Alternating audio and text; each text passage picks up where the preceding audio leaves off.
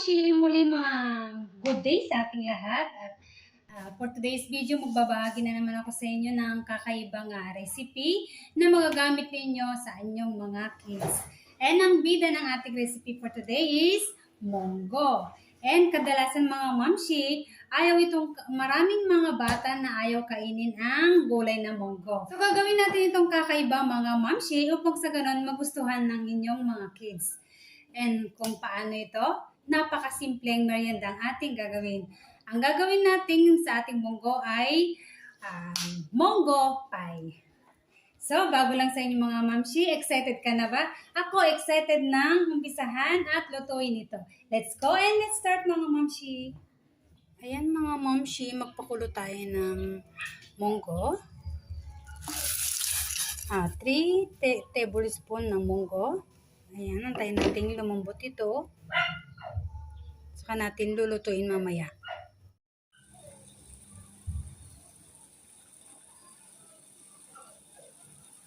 Ayan, mga mamshi, malambot na yung ating munggo. So, iluluto natin ulit. At lalagyan na natin ito ng pampalasa. Mga mamshi, lagyan natin ng milk powder. Lagyan natin ng 2 tablespoon.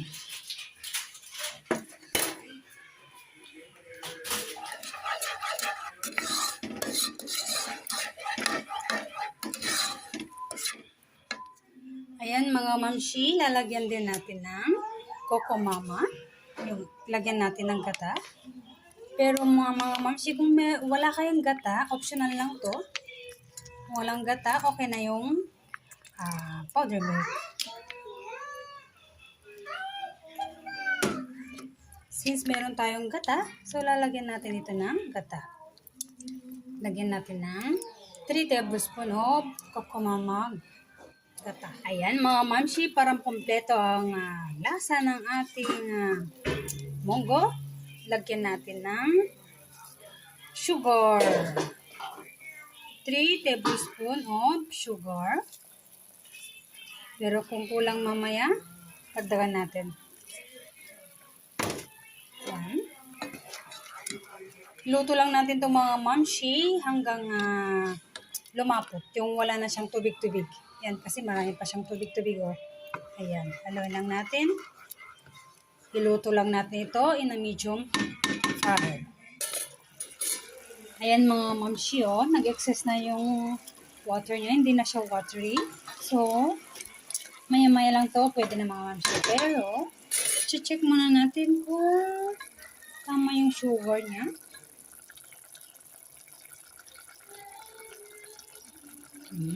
Ayan mga mamshi. Sakto lang yung kanyang tamis, yung kanyang linamnam. Ay, pero depende sa inyo mga mamshi ha, sa inyong panlasa. Gusto nyo pa ng mas matamis, dagdagan ang sugar. Gusto nyo ng malinamnam, dagdagan ng powder milk at yung ating gata. Maya-maya mga mamshi, okay na to siya. Okay na siya, mamaya. Ayan mga mamshi, luto na to. Ganito yung tamang consistency. May konting tubig-tubig, pero mamaya to, pag lumamig na to, mawawala na yung tubig-tubig, magdadry na to. Ayan lang natin itong mag-cool down. Ma-absorb niya ito mamaya. Wala na yan mamaya. Magiging dry na to. Okay, sakto lang ito mga mamshi. Pwede na natin patayin ang apoy. Luto na ito mga mamshi. Ayan mga mamshi. Ito na yung ating bread.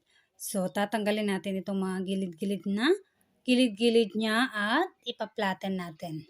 Ayan. Tara, let's go. Ayan mga mamshi. Ito yung ating bread. So, ang gagawin lang natin is tatanggalin natin itong brown sa gilid-gilid. Yan.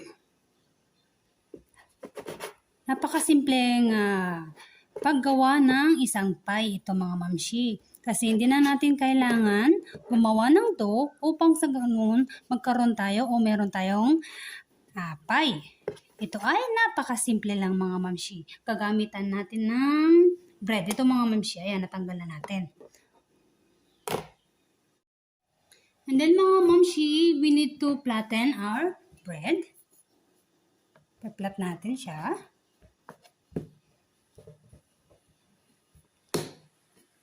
Kung mayroon kayong roller pin, mga mamshi, much better. Since hindi pa tayo binibless ng rolling pin, gagamitan natin ito ng cups. Pwede rin ganito, pagplaten. Yan, mas madali.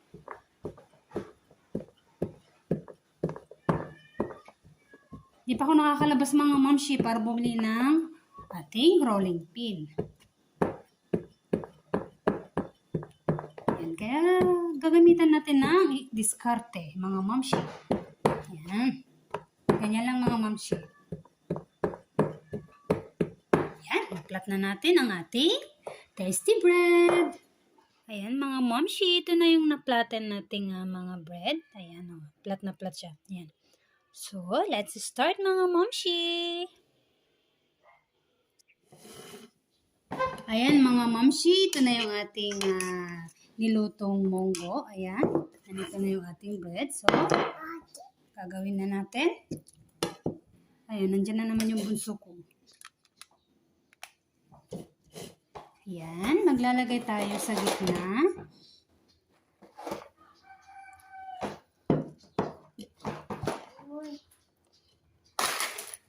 And then, saka natin siya ipofold.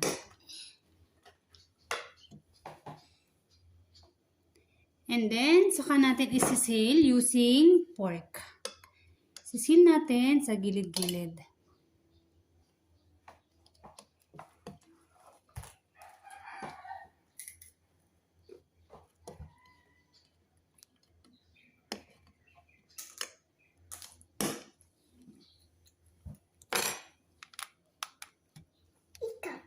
Yan. Seal natin sa kabila.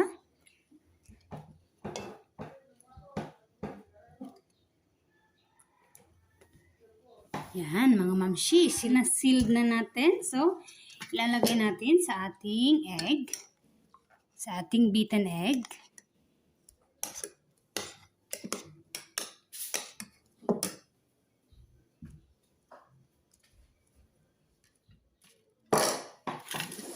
And then, coated natin with breadcrumbs.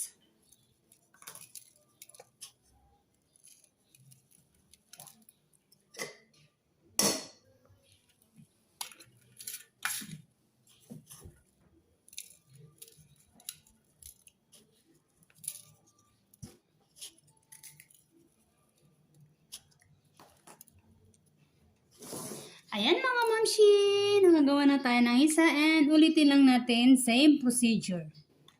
Ayan mga mamshi, ito na yung first batch nating nagawa. So unahin na natin itong iluto kasi sabi ng mga anak ko gusto na daw nilang matikman. So unahin na natin itong prito. Let's go! Ayan mga mamshi, mainit na yung ating mantika. So iprito na natin ang ating ay.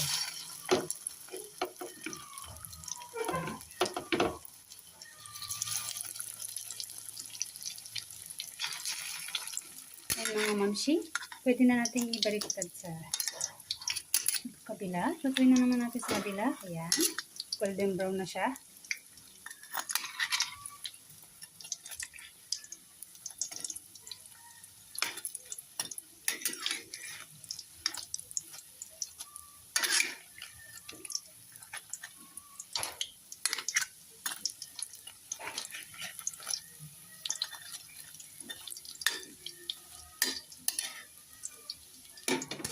Ay mga mamshi, luto na.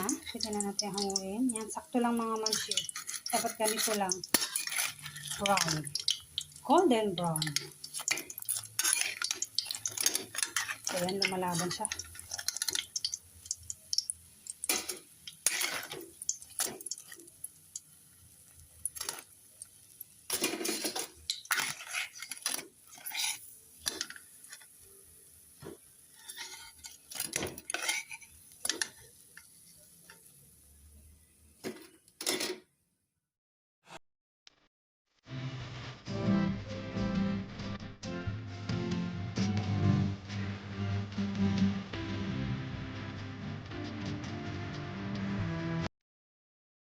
Ayan mga mamsi, ito na yung ating ginawang munggo pie. Tignan nyo nga, 3 na lang yung natira kasi kinain na ng aking mga kids and nagustuhan nila.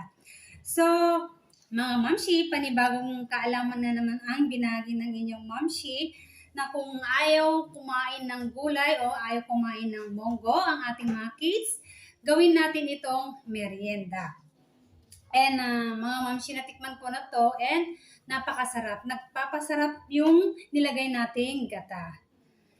And i-check nyo din mga mamsi, meron din akong check nyo sa aking channel, sa aking video, meron din akong nagawa nga buko pie, banana pie, apple pie, and ito ginawa natin ang munggo pie.